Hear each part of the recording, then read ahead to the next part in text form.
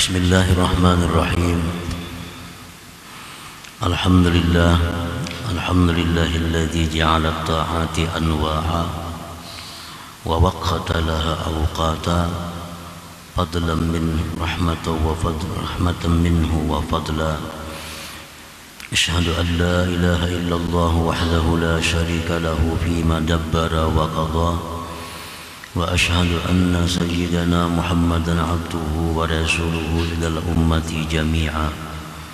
Allahumma salli wa sallim wa barik ala sayyidil mursalin wal anbiya wa imamil muttaqin wal asbiya sayyidina maulana Muhammadin nabiyir rahmati wal huda wa ala alihi wa sahbihi nujama wa dzurriyyatihi wa atba'ihi sulaha, amma ba'd. Yang kita hormati dan kita muliakan para habaib dan alim ulama, para muhibbin, hadirin hadirat rahimakumullah.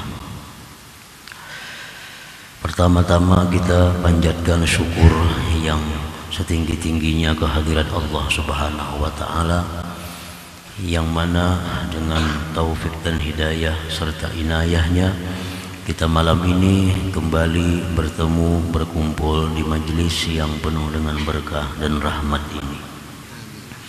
Salawat dan salam keharibaan junjungan kita, kekasih Allah Nabi besar Muhammad sallallahu alaihi wasallam, dan seluruh keluarga, sahabat dan zuriat serta pengikut beliau sampai hari akhir nanti. Para muhibbin rahimakumullah, Al-hikmatul khamisata asyarata ba'dal mi'ah minal hikamil ataiyah. Qala al-imam Ahmad ibn Athaillah Sakandari rahimahullah wa nafa'ana bi ulumihi wa asrari. Hikmah yang ke 115 dari Al-Hikam, berkata pengarang Imam Ahmad bin Athaillah As-Sakandari rahimahullah, lamma alimal haqqu minka wujudal malal lawana lakat ta'at wa alima ma fika min wujudis syawahi fahajaraha alaika fi ba'dil awqat liyakuna hammuka iqamatas salah la wujudas salah fama kullu musallin mukim, yang artinya sungguh telah mengetahui Allah Subhanahu wa ta'ala daripada engkau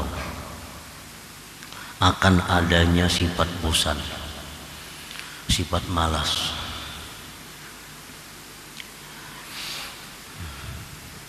Maka Allah mewarnai bagi engkau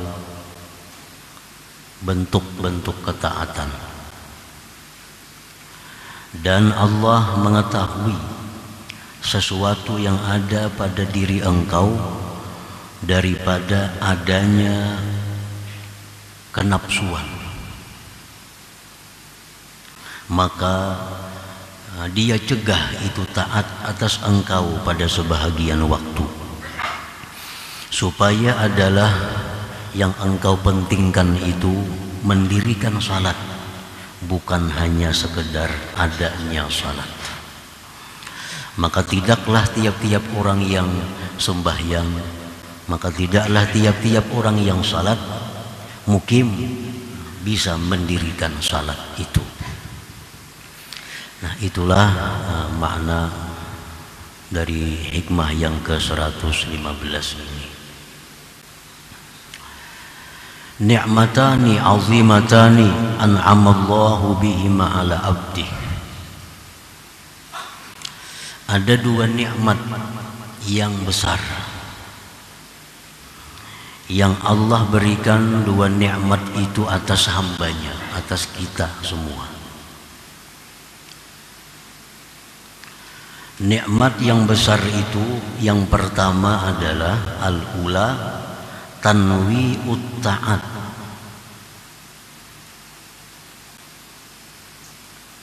Nikmat yang pertama yang besar yang Allah berikan kepada kita adalah tanwi'ut ta'at, menjadikan taat itu beraneka ragam. menjadikan taat itu bermacam-macam, menjadikan taat itu berbeda-beda satu dengan yang lainnya. As-shalah seperti sembahyang, itu taat ngarannya. Wa zikri, ada taat yang namanya zikir. Wa tilawatil Quran, ada taat itu namanya tilawatil Quran, membaca Al-Quran. Wassalati ala Nabi sallallahu alaihi wasallam, dan ada pula taat itu rupanya bentuknya salawat atas Nabi sallallahu alaihi wasallam. Wa gairiha, dan selainnya. Jadi itu merupakan nikmat yang besar Allah berikan kepada kita, bahwa taat itu bermacam-macam. Liyastakhiffaha wa yastahliha, supaya kita ini menjadi ringan, supaya kita ini menjadi manis melakukan taat itu. Ditanakulin, dengan berpindah min ta'atin ila ta'atin, dari satu taat kepada taat yang lain. Nah, kita baca zikir, kayaknya kita baca pulang salawat, nah berpindah baca lagi tasbih. Lalu kita semakin inting, dan ada rasa kenikmatan dalam perpindahan dari satu taat kepada taat yang lain itu. Nah, itu nikmat Allah yang mungkin belum pernah kita ketahui bahwa itu nikmat, dan belum kita syukuri nikmat itu.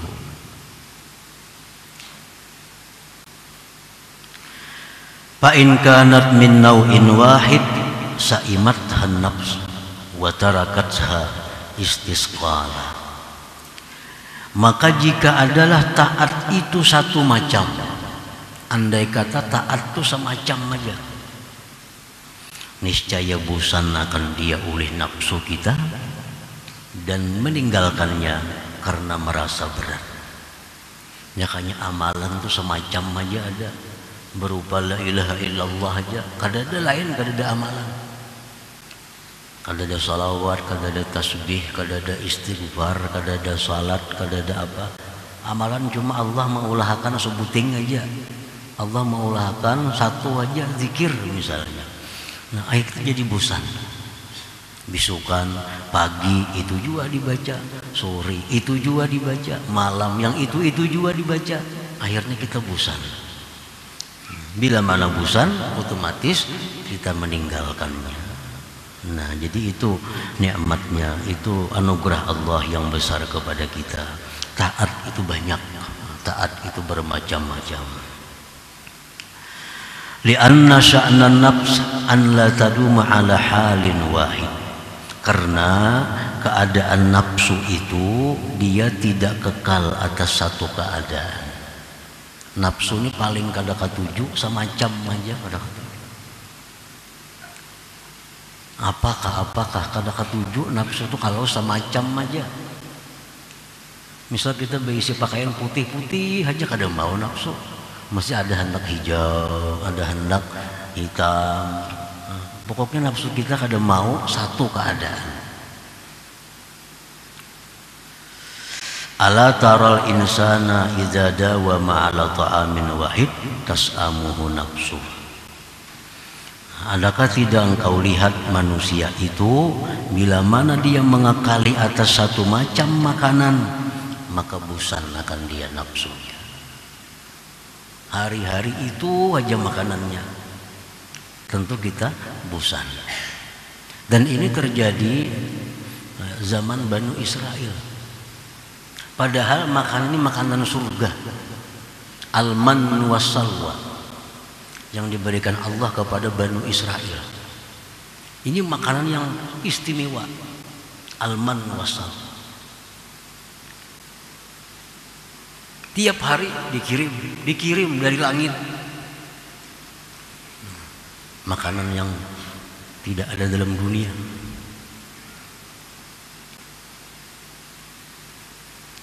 berbulan-bulan, bertahun-tahun makan itu. Bani Israel busan, hendak minta makanan sayur, makanan hina, makanan rendah, sayur minta, bayam, kangkung diminta.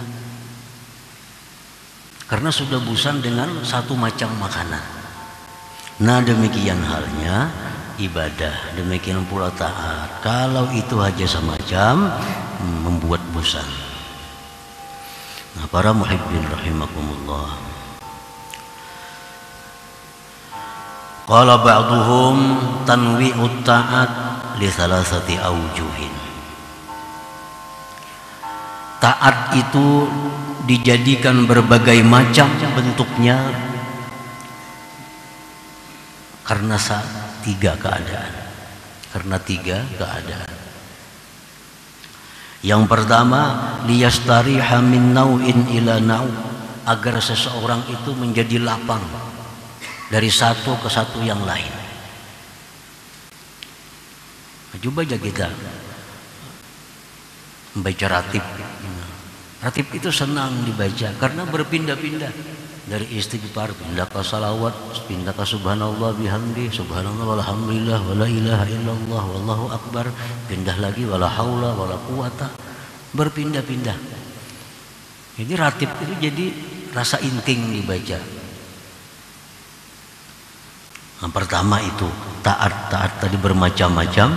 Yang pertama supaya kita lapang. Yang kedua walitasbutalahun nisbah, supaya sabit bagi orang itu nisbah. Karena kalau dia misalnya hanya mengamalkan la ilaha illallah, dia paling dinisbahkan sebagai ahlinya la ilaha illallah.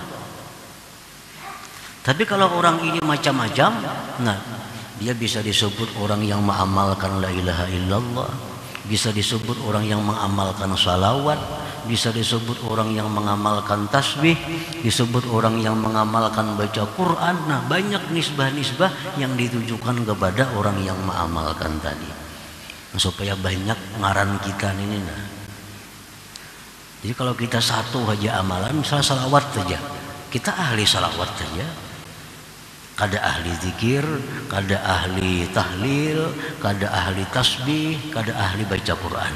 Kalau salawat saja bacaan kita. Nah jadi supaya banyak nisbah-nisbah itu dijadikan taat tadi macam-macam.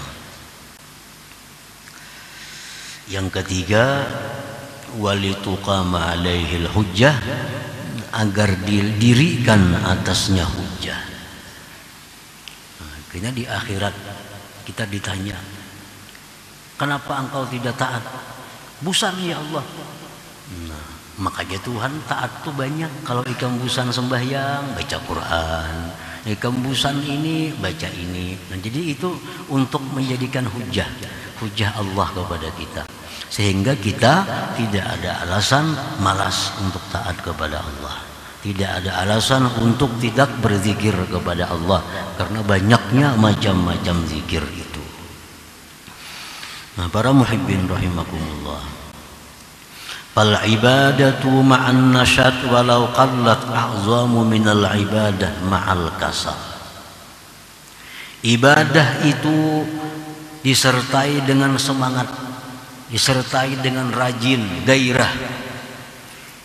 Sekalipun sedikit, itu lebih besar nilainya di sisi Allah daripada ibadah beserta malas sekalipun banyak.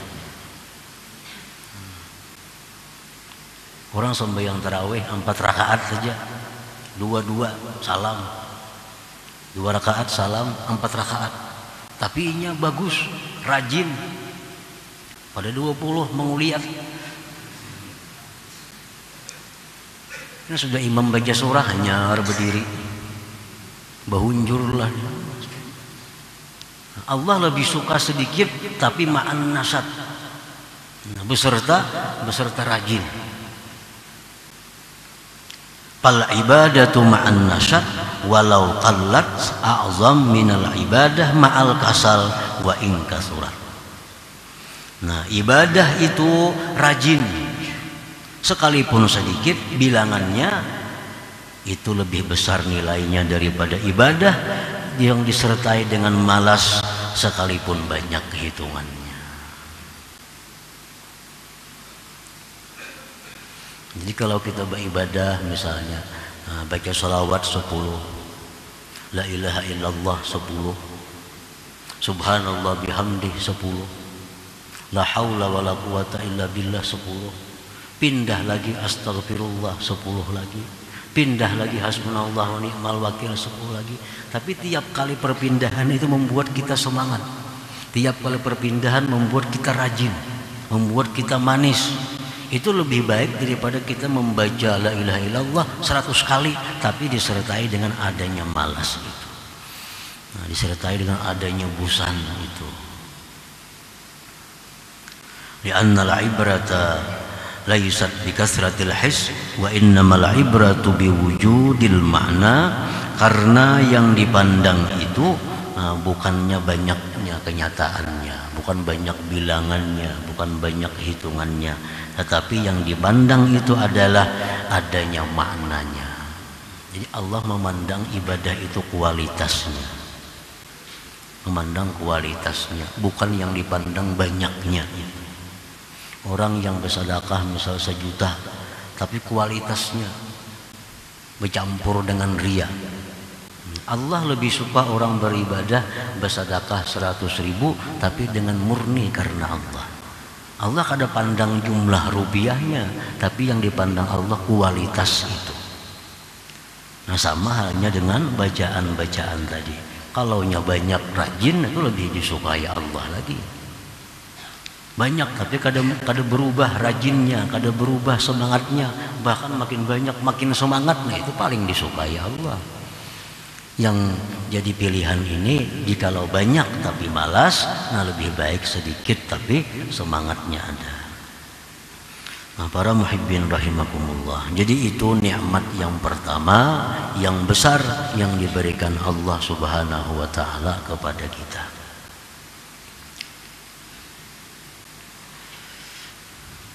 Wasaniyatu, yang kedua nikmat yang besar itu hajruha fi ba'dil awqat. Allah melarang taat pada sebagian waktu.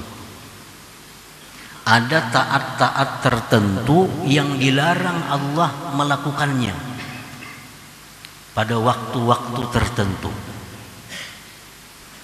Fa innal faraidha yamtani'u fi'luha fi ghairi awqatihal mahdudah. Bahwa sembahyang-sembahyang fardu itu tertegah melakukannya, dilarang melakukannya pada bukan waktu yang ditentukan. Sembahyang fardu subuh cuma ada berapa waktunya? Misalnya dari mulai jam 5 kurang 15 menit sampai jam 6. Itu aja waktu yang boleh kita melakukan subuh. Berdahulu kada boleh. Walaupun kita kehandakan, kerajinan, kada kawa. Kada kawa. Allah melarang. Puasa Ramadan contohnya cuma 1 bulan. 1 bulan. Di luar pada bulan itu Allah melarang kita puasa Ramadan kecuali membayar qadaan. Wan nawafilu yamtani'u fi'luha bi waqtil karahah. Yang sunat-sunat daripada sembahyang terlarang memperbuatnya, tertegah memperbuatnya pada waktu karahah. Nah, pada waktu istiwa Allah melarang kita sembahyang. Pada waktu tenggelam matahari Allah melarang kita sembahyang. Pada waktu antara asar sampai maghrib Allah melarang kita sembahyang sunat. Kecuali sunat-sunat tertentu yang dibolehkan. Nah, Allah melarang ini itu merupakan nikmatnya kepada kita. Nikmatnya kepada kita. Tujuannya apa? Li'alla yahsula minka syarahun, agar tidak ada daripada engkau itu kenapsuan. Kenapsuan. Fayajurruka ila taksir, kalau kita beribadah itu kenapsuan, itu membawa kepada kekurangan. Kena kurang jadinya. Terlalu bersemangat. Nah, apa aja bila terlalu bersemangat itu kada menuntung. Apa aja yang bila kenapsuan itu kada menuntung. Kenapsuan. Orang kenapsuan hendak memakan, nukar makanan ini, nukar makanan ini, makannya kada samuan, kada habis tuh, kada menuntung, kada. Nafsunya maka. Nah, sama orang kenapsuan nak sembahyang, kada tahu waktu makruh sembahyang, kada tahu waktu haram sembahyang. Paling lawas setahun bisa kada bersembayangan lagi nya. Paling lawas setahun. Karena apa? Karena busan. Jadi Allah Subhanahu wa ta'ala dengan rahmatnya, dengan anugerahnya, Allah jadikan sembahyang itu ada waktu-waktu tertentu, di mana kita disuruh, di mana kita dibenci, di mana kita dilarang untuk melakukannya. Fayajurruka ila taksir awit tarki min awit tarki fiha, itu membawa, menarik kepada engkau kepada taksir atau meninggalkan pada sembahyang itu, pada taat itu. Nah, walidzalika ayyana laha awqatan tuqi'u fiha wa awqatan la tuqi'u fiha. Oleh karena demikian Allah menentukan bagi taat itu waktu-waktunya, yang kau jatuhkan taat pada waktu itu, dan waktu-waktu yang tidak boleh kau jatuhkan taat pada waktu itu.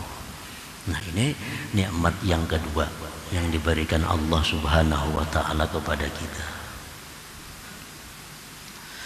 Nah, para muhibbin rahimakumullah, jadi cucuk artinya apa yang difirmankan Allah, wa in ta'uddu ni'matallah la tuhsuha.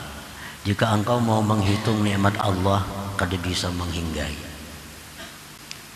Kita ini kenal cuma nikmat itu makanan, nikmat itu duit, nikmat itu hal-hal yang sifatnya demikian. Padahal sangat banyak nikmat-nikmat Allah yang kita rasakan tanpa kita sadari bahwa itu adalah nikmat. Nah, oleh karena itu sebahagian ulama sufi mengatakan hakikatus syukri, hakikat syukur itu adalah i'tiraful ajzi ani syukri, mengaku lemah daripada bersyukur. Nah, hakikat syukur itu adalah mengakui lemah, kada mampu bersyukur. Kenapa sebabnya? Karena banyak nikmat yang kita kada ketahui pada diri kita, dan kita kada bisa mensyukurinya karena kada tahu bahwa itu nikmat. Yang kita syukuri, yang kita ketahui itu adalah nikmat. Padahal banyak nikmat yang kita tidak mengetahui bahwa itu nikmat, lalu kita kada mensyukurinya. Jadi orang yang bersyukur itu sebenarnya adalah orang yang mengakui bahwa dia tidak mampu mensyukuri nikmat Allah Subhanahu wa ta'ala itu. Karena nikmat itu tidak terbatas, nikmat itu tidak terhingga, maka otomatis syukur pun kada akan bisa mampu untuk menjangkau semua nikmat itu. Dan setiap nikmat itu disyukuri, setiap nikmat mesti disyukuri, setiap nikmat mesti disyukuri. Paling-paling berapa persen ada nikmat yang kita syukuri. Nah, mungkin 90% nikmat Tuhan itu belum kita syukuri, belum kita syukuri karena kita kadang menyadari bahwa itu adalah nikmat Allah Subhanahu wa ta'ala. Kada usaha yang sifatnya amaliyah seperti ini, yang di tubuh kita sendiri kita banyak kadang menyadari bahwa itu nikmat. Di tubuh kita ada bulu, kita kira itu ada apa-apa, padahal itu nikmat Allah. Mungkin fungsinya ini, bulu ini fungsinya ini, kita kada tahu kegunaannya. Nah, makanya kita kada pernah bersyukur atas bulu yang diberikan Allah. Biasalah kada bisa, karena kita kada tahu bahwa bulu itu adalah nikmat dari Allah. Bulu hidung itu nikmat daripada Allah, kita kada tahu. Oleh karena itu kita kada pernah bersyukur atas bulu hidung yang diberikan Allah. Nah, jadi syukur itu kada mampu karena kebanyakan nikmat yang diberikan Allah Subhanahu wa taala. Nah, oleh karena itu dalam sebuah hadis kudusi disebutkan orang-orang yang sudah kedudukannya tinggi jangan merasa aman dari Allah. Karena kalau Allah menghitung pasti kalian akan masuk ke dalam neraka. Karena syukur ini wajib disyukuri. Setiap nikmat itu wajib disyukuri. Nah, banyaknya nikmat yang kita kada syukuri. Banyak nikmat yang kita tidak mengetahui. Jadi kalau Allah mau menghitung satu persatu, nikmat ini mesti disyukuri, nikmat ini disyukuri, kita akan kalah. Kita akan kalah. Nah, jadi dalam hadis kudusi itu, wahai orang-orang siddiqin, jangan merasa aman bahwa kalian itu masuk surga. Karena kalau Allah mau menghitung satu persatu, kalian akan masuk ke dalam api neraka. Nah, karena banyak perbuatan kita yang belum mencapai kewajiban-kewajiban yang diwajibkan Allah kepada kita. Nah, para muhibbin rahimakumullah. Fa in kana al-malalu aw syarahu waqi'aini fis shalah lam yakunil ati biha muqiman lis-shalah bal fa'ilas shalah. Jikalau malas atau kenapsuan tadi jatuh keduanya pada sembahyang, kita sembahyang malas sembahyang, atau kita sembahyang kenapsuan terburu-buru, maka tidaklah orang yang melaksanakan sembahyang itu disebut muqimus shalah, menegakkan salat. Paling-paling disebut melaksanakan salat. Karena ada perbedaan antara orang yang melaksanakan salat dengan orang yang mendirikan salat. Itu ada perbedaan. Setiap orang yang mendirikan salat pasti melaksanakan salat. Setiap orang yang melaksanakan salat belum tentu bisa menegakkan mendirikan salat itu. Nah, tadi fama kullu musallin mukim, maka tidaklah tiap-tiap orang yang sembahyang itu disebut mendirikan salat. Nah, para muhibbin rahimakumullah, kalau kita sembahyang disertai malas, itu pasti kada akan bisa menegakkan salat. Paling hanya disebut inya sembahyang, paling disebut hanya dia salat, tapi tidak bisa disebut dia mendirikan salat karena ada malas. Orang yang terburu-buru sembahyang, orang yang kenapsuan sembahyang, kada akan bisa disebut menegakkan salat, mendirikan salat. Paling bisa disebut dia orang yang salat saja. Itu dia kayak kita bulan puasa, imam tarawih. Di belakang nih mau orak pinggang, bahunjur, macam-macam. Ini bila imam dah parak rokok hanya Allahu Akbar. Saperapat Fatihah 4 rukuk. Imam menanggung kan ada beban nih. Ini malas. Nah, orang ini sembahyang ngarannya, tapi kada bisa disebut mendirikan sembahyang. Kada bisa disebut menegakkan salat. Wal haqqu ya'muru bi iqamis shalah la bi fi'liha, sedangkan Allah memerintahkan mendirikan salat. Allah tidak menyuruh kita melaksanakan salat. Allah menyuruh mendirikan salat. Dalam Al-Quran Allah berfirman, aqimis salat, tegakkan salat itu. Nah, Allah tidak mewahyukan salli, sembahyang kamu. Ada macam itu. Tapi Allah aqimis salat, dirikan salat. Ada perbedaan antara salli dengan aqimis salat. Kalau salli itu biasanya diancam oleh Allah. Fawailul lil musallin. Celaka orang-orang yang sembahyang itu. Nah, kalau kita sembahyang aja kita masih dicela Allah. Masih dikatakan celaka. Fawailul lil musallin. Oleh karena itu Allah tidak menyuruh kita sembahyang, tapi dirikan sembahyang, dirikan salat. Nah, kalau ada perasaan malas, ada perasaan bosan, ada kenapsuan, kita kada akan bisa mendirikan salat itu. Wa qala fi hikayatin an Ibrahim alaihi salam, Allah berfirman dalam Al-Qur'an menceritakan Nabi Ibrahim. Nabi Ibrahim dalam doa beliau kepada Allah, Rabbi ja'alni muqimas shalah.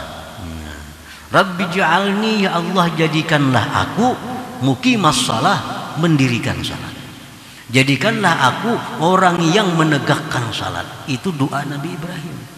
Nabi Ibrahim tidak minta kepada Allah dengan permintaan Rabbi ja'alni, jadikanlah aku ya Allah musallian, orang sembahyang. Tidak demikian. Tapi Nabi Ibrahim minta kepada Allah, Rabbi ja'alni muqimas shalah. Nah, supaya kita bisa menegakkan sembahyang, salah satunya kada disertai dengan malas, kada disertai dengan keterburu-buruan atau kenapsuan tadi. Li'annal muqim huwa allazi ra'a syara'itaha wa arkanaha wa sunanaha wa adabaha wa khusyu'aha. Karena yang disebut dengan mendirikan salat itu orang yang memelihara syarat-syarat sembahyang, orang yang memelihara rukun-rukun sembahyang, orang yang memelihara sunat-sunat sembahyang, orang yang memelihara adab-adab sembahyang. Adabnya lebih halus daripada sunat. Adab itu lebih halus. Orang yang sembahyang dengan pakaian yang kotor, kada najis, kada bang, cuma kotor. Misal ada bakas ludah, ada bakas ingus, itu kan kada najis tapi kotor. Orang sembahyang dengan pakaian itu sah sembahyangnya, tapi orang ini tidak beradab. Tidak beradab. Nah, orang seperti ini kada bisa disebut muqimas shalah, menegakkan salat. Paling ini disebut musallin, orang yang sembahyang. Wa khusyu'aha, dan menjaga kekhusyuan salat itu. Nah, jadi pengertian menegakkan salat itu artinya salatnya sudah pasti sah, karena syaratnya, rukunnya sudah sempurna, ditambah lagi dengan sunat-sunatnya, dengan adab-adabnya, terutama kekhusyuannya. Nah, untuk mencukupi hal-hal demikian tadi, kada akan bisa kalau disertai dengan malas, kada akan bisa disertai dengan kenapsuan, mesti dengan ketenangan, dengan nasyat, dengan kerajinan itu. Nah, oleh karena itu Allah tadi membikin taat itu bermacam-macam supaya kita jangan malas, jangan bosan. Karena kalau taat itu malas, kita kada akan bisa menegakkan taat, paling bisa memperbuatnya.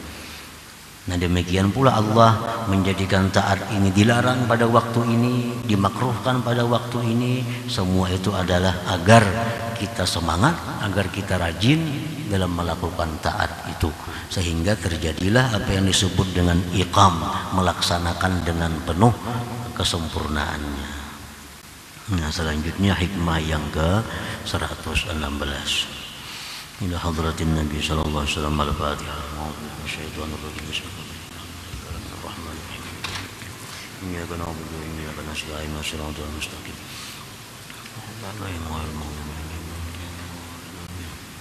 Ya Allah biha, ya Allah biha, ya Allah biha husnul khatimah.